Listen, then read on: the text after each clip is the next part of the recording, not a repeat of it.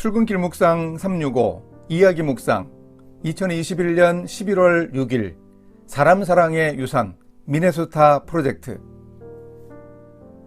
몇 년 전 운전을 하고 가는데 라디오 방송에서 미네소타 프로젝트라는 생소하지만 흥미로운 이야기가 흘러나왔습니다. 미국 미네소타 대학교에서 서울대학교에 의료 지원을 했고 그에 대해 서울대학교가 의료 발전이 더딘 나라들의 의료 혜택을 갚아주는 일을 시작했다는 내용이었습니다. 오늘날 우리 한국의 의료 수준은 위암 치료나 신장 이식 같은 몇몇 분야에서는 세계 최고라는 평가를 받는다고 합니다. 이런 한국 의료계의 비약적인 발전 뒤에는 60여 년 전에 미네소타 프로젝트라는 성공적인 의료 지원 사업이 큰 역할을 했다고 평가합니다. 이 프로젝트는 서울대학교 의과대학의 전문 인력을 미국 미네소타 대학교로 데려가 연수를 시켜주는 사업이었습니다. 1955년에 첫 번째 미국 연수가 있었는데 77명의 서울대학교 의과대학 교수진이 미네소타 대학에 가서 짧으면 4개월, 길면 4년간 의료 연수를 받을 수 있었습니다. 그래서 1961년까지 7년 동안 총 226명의 서울의대 교수 요원들이 미국 연수를 받고 총 59명의 미네소타 대학 자문관들이 한국에 상주하면서 의과대학 교육체계 전반을 자문했습니다. 라디오 방송을 들으니 초기에 도미한 77명의 교수진 중에서 4명을 제외하고 73명은 한국으로 돌아왔다고 합니다. 그런데 비슷한 다른 나라들을 대상으로 한 지원 프로젝트와 비교하면 대단히 많은 사람들이 돌아온 것입니다. 인도와 다른 몇 나라들은 수십 명의 의사가 미국으로 건너와서 연수를 받은 후 대다수가 미국에 남고 몇 명만 본국으로 돌아가서 프로젝트를 아예 실패한 사례가 많았습니다.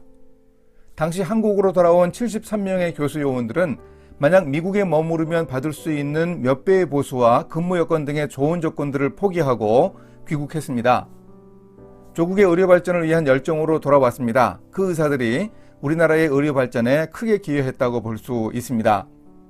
1957년 당시 서울대병원 외과학 교실에 재직하던 36세의 이영균 교수는 갑자기 미네소타 대학행을 명령받았습니다. 미국에 도착해 일주일간 영어회화 교육을 받고 바로 병원으로 가서 첫날부터 야간 당직에 수술 조수까지 해야 했습니다. 그렇게 해서 이영균 교수는 심장수술의 권위자 와튼 릴리아스 교수에게 심장수술을 배울 수 있었습니다.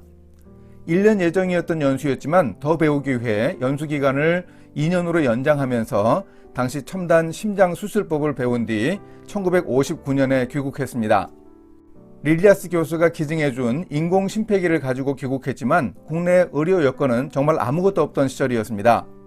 이영균 교수가 릴리아스 교수에게 보낸 편지를 보면 수술 중 혈액 응고를 막는 헤파린을 보내달라고 부탁하고 릴리아스 교수는 몇 달 후 보내주기도 했습니다.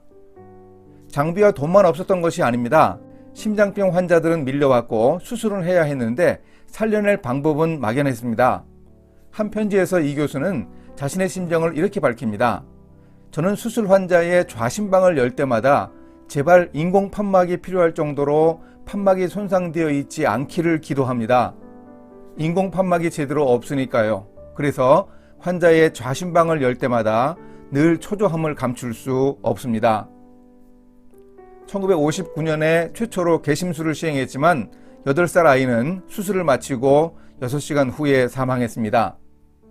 1963년 3월 27일 마침내 7번째, 8번째 수술에서 심장병 환자들이 생존했습니다. 세계 최초의 개심술이 1953년에 미국에서 이루어졌는데 6년 뒤에 한국에서도 개심술을 시행했고 우리 의료진은 4년 뒤에 심장병 환자들을 살려내고야 말았습니다. 심장병이 있는 환자들, 주로 아이들인 환자들의 생명을 불쌍히 여겨 살려내고 싶은 열망을 주고받은 여러 편지들을 통해 확인할 수 있습니다. 이영균 교수가 릴리아스 교수에게 보낸 1965년 8월 30일의 편지에 이런 대목이 있습니다. 제 의대 동기 중 많은 이가 개업을 해서 미국 기준으로도 많은 돈을 벌고 있지만 저는 심장수술을 위해 전적으로 학교 일에 힘써야 합니다. 제 소망은 저와 가족이 조금 더 나은 생활을 위해 학교를 그만두기 전까지 개심술에서 최소한 안정적인 결과를 확립해 두는 겁니다. 제 소망이 실현할 수 있을 때까지 몇 년이 더 걸릴지 모르겠습니다. 상황은 매우 힘들지만 누군가는 한국에서 이 일을 해야 한다고 생각합니다. 돈보다 더 중요한 사람 살리는 일을 위해 희생한 사람들의 고귀한 선택으로 지금도 우리나라 흉부외과 분야 의술은 세계 최고 수준을 자랑합니다. 과거에 이런 은혜를 입었기에 서울대학교에서는 한국판 미네소타 프로젝트를 펴기 위해 이종욱 글로벌 의학센터라는 기구를 세우고 2012년 8월 13일에 개소식을 했습니다. 이 기구는 세계보건기구 사무총장을 지낸 고 이종욱 박사의 숭고한 뜻을 기려 국제의료문제 연구 및 개발도상국 의료지원 등을 수행하기 위해 만든 기관입니다. 그래서 라오스, 베트남 등 동남아 여러 나라의 의료인들을 한국으로 초청해서 첨단 의료 교육을 시켜주고 우수한 의사들로 양성해 돌려보내는 활동을 해오고 있습니다. 사람 사랑의 아름다운 가치가 멋진 유산으로 이어지고 있는 바람직하고 고귀한 일이 아닐 수 없습니다.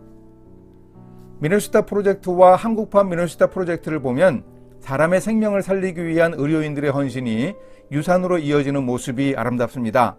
심장병으로 사경을 헤매는 사람들을 살리기 위한 의료진의 노력은 눈물 납니다. 생명을 살리려는 긍휼과 헌신은 예수님의 마음이기도 했습니다. 예수께서 불쌍히 여기사 그들의 눈을 만지시니 곧 보게 되어 그들이 예수를 따르니라. 예수님의 비유 속 사마리아 사람도 강도 만나 죽어가는 사람을 불쌍히 여겨 그를 도와 결국 살려냈습니다.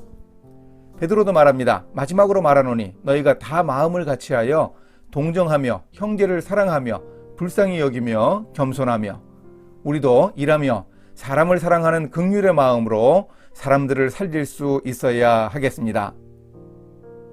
함께 기도하십니다. 사람을 사랑하시는 하나님, 자신의 일을 통해 죽어가는 사람들을 살리려는 아름다운 열정을 저도 배우겠습니다. 저의 일을 통해서도 긍휼의 마음과 사랑하는 마음으로 사람들을 세워주고 살려낼 수 있도록 인도해 주소서. 한국판 미네소타 프로젝트처럼 받은 사랑을 전달하고 나누는 유산을 남길 수 있도록 주님이 함께하여 주소서. 예수님의 이름으로 기도합니다.